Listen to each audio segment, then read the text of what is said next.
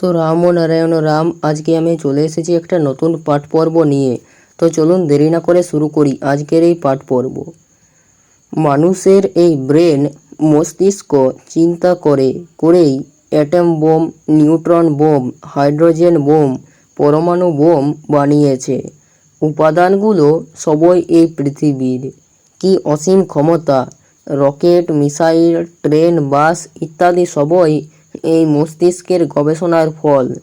দেখা যাচ্ছে যে বিজ্ঞানী এই রকেট তৈরি করলেন, তিনি সেই রকেটে চেপে চাঁদে বা অন্য গ্রহে গেলেন, কিন্তু তিনি তার 3.5 হাত দেহটা নিয়ে যাবার চেষ্টা করলেন না। আবার যিনি পরমাণু বোমা বানালেন, তিনি বিস্ফোরণ করলে নিজে থাকলে ওই বিস্ফোরণে মারা যাবেন। আবার এটাও ঠিক, তিনি বিজ্ঞানী আবার ওই বোমা নিষ্ক্রিয় করার ক্ষমতা অর্জন করলেন। শোনা যায় কোথাও বোমা রাখা আছে, খবর দিলে পুলিশ বোমা নিষ্ক্রিয়কারী দল নিয়ে গিয়ে তা নিষ্ক্রিয় করে দেয়। তাহলে বোঝা যাচ্ছে এই ব্রেন তথা মস্তিষ্কে কোষগুলোর মধ্যে প্রকৃতি হতে কত অসীম ক্ষমতা দেওয়া আছে। প্রকৃতি প্রতিটি মানুষকে তথা জীবকে একই উপাদান দিয়ে তৈরি করে পাঠিয়েছেন। আমরা যে যেমন তার প্রয়োগ করি, সেরকম তার প্রকাশ দেখি। চিন্তা শক্তির প্রকাশে আজ অসাধ্য সাধন সম্ভব, মন্ত্রশক্তিতেও তাই। চিন্তা শক্তির বাস্তব প্রতিফলন যন্ত্র, আণবিক যন্ত্র, যানবাহন, বোমা, মিসাইল ইত্যাদি। আবার মন্ত্রশক্তিকে কাজে লাগিয়ে চিন্তা শক্তির বাস্তব রূপ দেখাও সম্ভব, তবে সেই মতো মাত্রা দিতে হবে। যেমন সূর্য পৃথিবী থেকে 9,30,00,000 মাইল দূরে, তার আগুনের ঝলকানি দাউ দাউ করে জ্বলছে, দৃষ্টি দেওয়া যায় না। এমনিতে কোথাও আগুন পৃথিবীতে এসে লাগে না, কিন্তু 2-3 মিনিটেই সূর্যের আগুন এখানে বাস্তবে দেখা যাবে।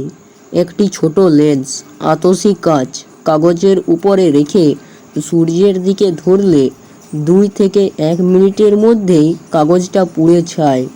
ওই আগুন দিয়েই গোটা পৃথিবীটাকেই জ্বালিয়ে দেওয়া যেতে পারে।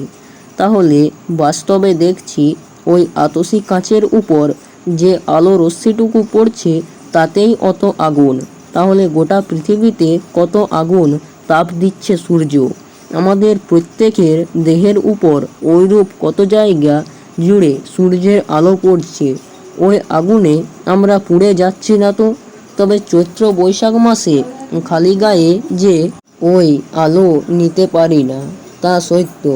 সেন্ট্রালাইজ, কেন্দ্রীভূত করলেই ক্ষমতার প্রকাশ বিকাশ, এটা তো প্রমাণ হলো। তাহলে চিন্তাটাও কনসেন্ট্রেট বা কেন্দ্রীভূত করে অসাধ্য সাধন করা যায়। সেই চেষ্টা কোথায় আমাদের? আমরা সংস্কারে আটকা আছি। ভরা নদীতে পা বাড়াতে ভয় পাই, সাঁতার জানি না, পাছে ডুবে যায়, শঙ্কাটা থেকে যায় মনে। ঠাকুর জলে পা দিয়ে ভরা পদ্মা নদী পার হয়ে গেলেন, ডুবে গেলেন না। এ বিষয়ে ঠাকুরকে প্রশ্ন করাতে উত্তর দিলেন, আমি একা কেন, তোমরাও এইভাবে জলের উপর দিয়ে হেঁটে যেতে পারো। তোমাদের মনে সংস্কার বাসা বেঁধে আছে, হচ্ছে না, হবে না। এই চিন্তা নিয়ে থাকো বলেই পারছো না। যে কেউ পারো চেষ্টা করলে। একই ক্ষিতি অপতেজ মরুত বোম এর সন্তান আমরা। একই উপাদানে গঠিত আমাদের এই 3.5 হাত দেহ। তাপমাত্রা দিতে হবে ঠিক মতো। নামে জপে প্রকৃতির সুরে, বেদের সুরে যখন চলতে পারবে, তুমি নিজেই জানতে পারবে, বুঝতে পারবে, ভিতর থেকে সাড়া পাবে, হচ্ছে কি হচ্ছে না। হবেই, এই চিন্তা নিয়ে এগিয়ে যাও। আমরা তত্ত্বে হবে না বলে কোনো কথা নাই এর দলে ভিড় বাড়িও না। তো রাম ও নারায়ণ রাম, আজকে এখানেই শেষ করছি। দেখা হচ্ছে পরবর্তী ভিডিওতে। ধন্যবাদ। রাম ও নারায়ণ রাম, রাম ও নারায়ণ রাম।